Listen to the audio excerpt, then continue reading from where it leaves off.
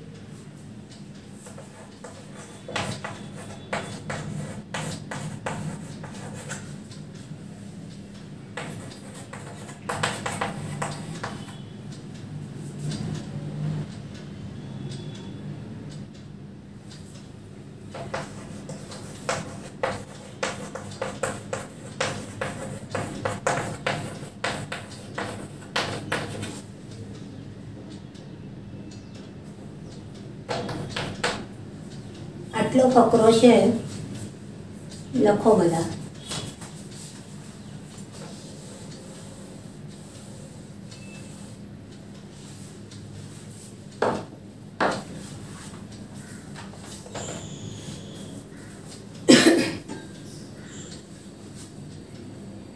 લખાઈ ગયો બધાને? હું વાંચું છું એને, તમે ચોપડીમાં જુઓ. બધાની નોટ ચોપડી બહાર હોવી જોઈએ, બધું લખેલું હોવું જોઈએ. Master Ghulam Mohammad announced that the fees would be taken during the recess. When the recess bell rang, I left the school and walked on and on. Finally, I reached the railway station. I started praying to Allah Miya, just this once save me. Order a farishta to pass by and drop just 4 rupees in my pocket. I promise I will use them only to pay my fees and not to eat jalebis. આટલો નાનો જ ફકરો છે કે narrator એટલે લેખક, એટલે આ વાત જે છોકરો કહે છે મીન્સ લેખક કહે છે. તો એ કહે છે કે આગલા દિવસે માસ્તર ગુલામ મોહમ્મદ નહોતા આવ્યા એટલે પૈસાની એને જલેબી ખાધી અને બીજાને ખવડાવી. પણ હવે બીજે દિવસે માસ્તરે જાહેરાત કરી કે આપણે રિસેસમાં ફી ઉઘરાવીશું. એટલે આણે શું કર્યું કે જેવો રિસેસ બેલ રેંગ એ સ્કૂલ છોડીને જતો રહ્યો, આગળ ને આગળ ચાલતો રહ્યો અને રેલવે સ્ટેશને પહોંચી ગયો. પછી લાચાર થઈ ગયો અને શું કરે છે તો અલ્લાહ મિયાને પ્રાર્થના કરે છે કે તું કંઈક કર, કોઈ ફરિશ્તાને મોકલ કે મને ફી ભરવા માટે 4 રૂપિયા જોઈએ. તો એ આપે અને હું વચન આપું છું, ભગવાનને કહે છે કે એ પૈસા હું ફી ભરવામાં જ વાપરીશ, જલેબી ખાવામાં નહીં. એટલે એની જે વ્યથા છે એ અહીંયા છે કે જલેબી આગલા દાડે તો સાહેબ ના આવ્યા અને મન થયું ને ખાઈ લીધી, તો હવે ફી ઉઘરાવાના દાડે શું થાય છે, એ ફકરો છે. સહેલો છે. હવે એના પ્રશ્નો લખીએ આપણે. લખાઈ ગયો ને બધાને? આ કાઢી નાખું છું.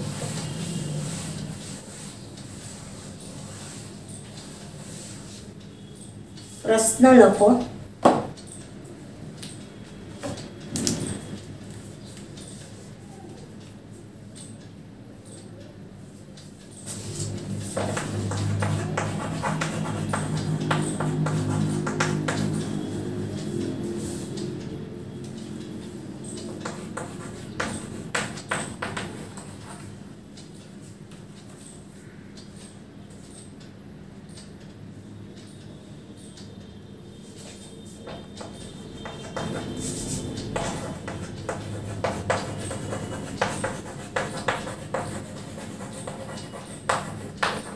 What did Master Ghulam Mohammad announce?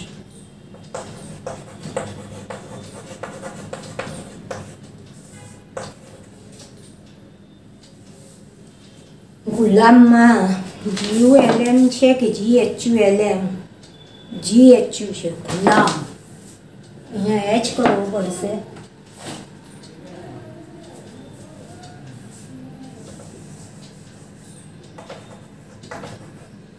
What did Master Ghulam Mohammad announce?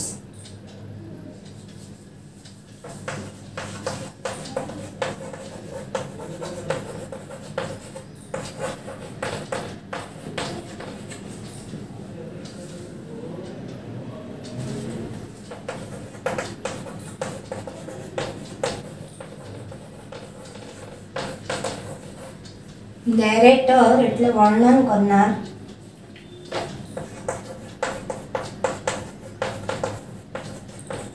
જે બોલી રહ્યો છે છોકરો અથવા લેખક. રાઇટર લખીએ તોય ચાલે.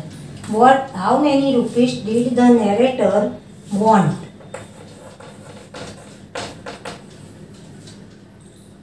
What did he do for it?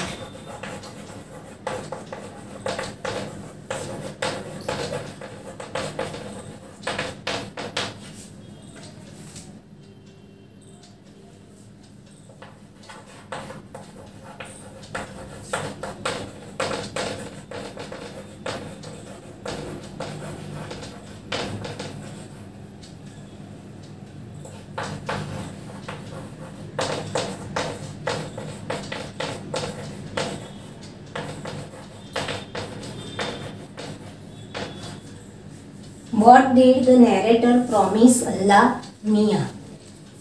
બોલો હવે જવાબ લખી આપણે. પ્રશ્ન નંબર 1 શું છે? What did master Ghulam Mohammad announce? શું જાહેરાત કરી? પહેલી જ લીટી છે, master Ghulam Mohammad announced that the fees would be taken during the recess. મળ્યો પહેલાનો જવાબ બધાને. Master Ghulam Mohammad announced that the fees would be collected during the fees would be taken during the recess. recessમાં ફી લેવાશે. How many rupees did the narrator want? What did he do for it? નેરેટરને, લેખકને કેટલા રૂપિયાની જરૂર હતી અને એ માટે એમણે શું કર્યું? કેટલા રૂપિયાની જરૂર હતી એ ફકરામાં આવે છે કે છે ફરિશ્તાને મોકલ અને 4 રૂપિયા મને આપે. એટલે એમને કેટલા રૂપિયાની જરૂર હતી? તો 4 રૂપિયાની.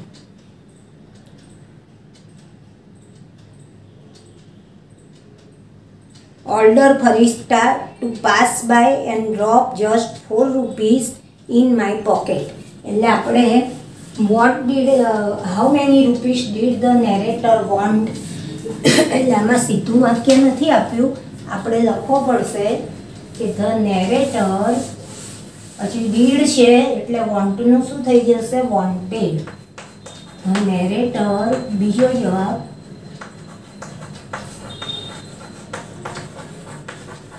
wanted 4 rupees.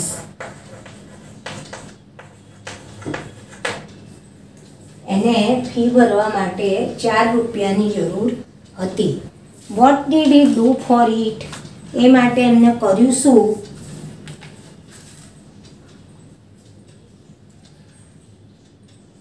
તો I started praying to Allah Miya.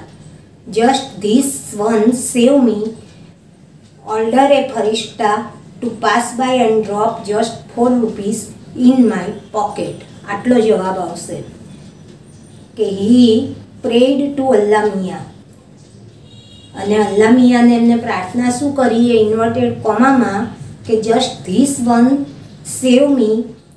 Order a farishta to pass by એટલે મારી પાસેથી પસાર થાય and drop just 4 rupees in my pocket. માત્ર મારે ફી ભરવાના જે 4 રૂપિયા જોઈએ છે એટલા મારા ખિસ્સામાં નાખીને જાય. એટલે ધ નેરેટર વોન્ટેડ 4 rupees.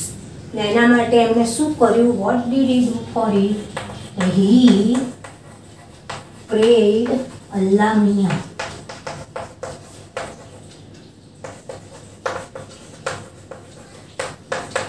પછી ઇન્વર્ટેડ કોમામાં છે એ જ જવાબ લખો તમે. He prayed Allah Miyan just this one save me. Just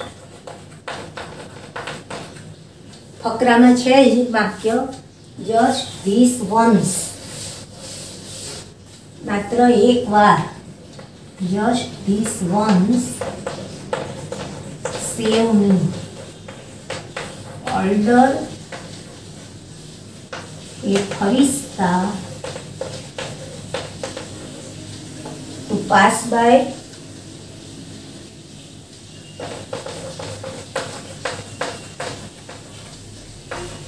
and drop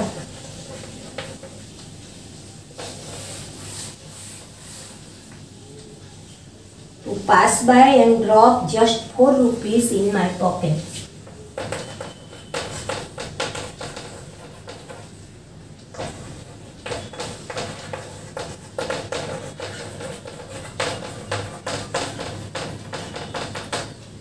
બરાબર. How many rupees did the narrator want? તો the narrator અને what did he do for it? તો the narrator wanted 4 rupees અને એના માટે એણે શું કર્યું? તો he prayed Allah Mia કે just this once save me. Order a farishta to pass by and drop 4 rupees in my pocket. What did the narrator promise Allah Mia? નેરેટરે ત્રીજો જવાબ, નેરેટરે અલ્લાહ મિયાને શું વચન આપ્યું? તો એ પોકેટ પછીનું જ વાક્ય છે કે I promise I will use them only to pay my fees and not eat to jalebis. I promise I use them only to pay my fees and not to eat jalebis. એટલે સવાલમાંથી લખવું પડશે આપણે જવાબ. The narrator promised Allah Miya. બીજો જવાબ the narrator did છે, પ્રોમિસનું થશે પ્રોમિસ્ડ. અલ્લાહ મિયા અલ્પવિરામ ઇન્વર્ટેડ કોમામાં I just pay fees and not eat jalebis. એ વાક્ય હવે લખો. I will use them. The narrator promised Allah Mia I will use them only to pay fees.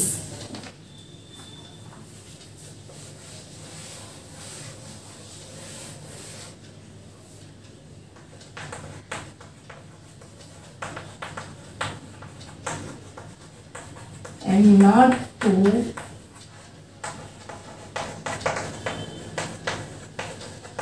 eat jalebis. The narrator promised the God, or promised Allah Mia, I will use them, अथवा I will use this money only for paying fees, only to pay fees and not to eat jalebis. चौथो सवाल છે से. चौथो सवाल લખાવાનો બાકી છે ને, 3 લખ્યા હતા. બરાબર. ક્વેશ્ચન નંબર 4 से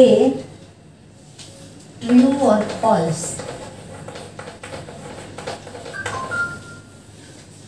આ વિધાન એ સાચું છે કે ખોટું એ કહો. અલ્લાહ મિયા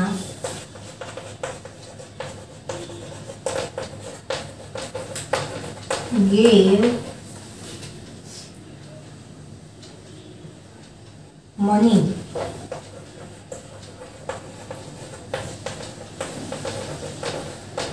to the narrator. Say true or false. Allah Mia gave money to the narrator. બોલો ટ્રુ છે કે ફોલ્સ છે? ફોલ્સ. એ પ્રાર્થના કરી એટલે કંઈ અલ્લાહ મિયા એને 4 રૂપિયા આપી દેતા નથી. એટલે આન્સર આવશે ફોલ્સ. અને છેલ્લો સવાલ, ફાઇન્ડ આઉટ એ વર્ડ.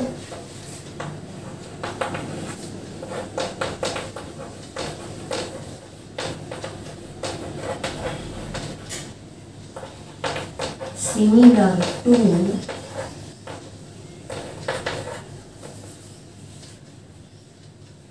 declare.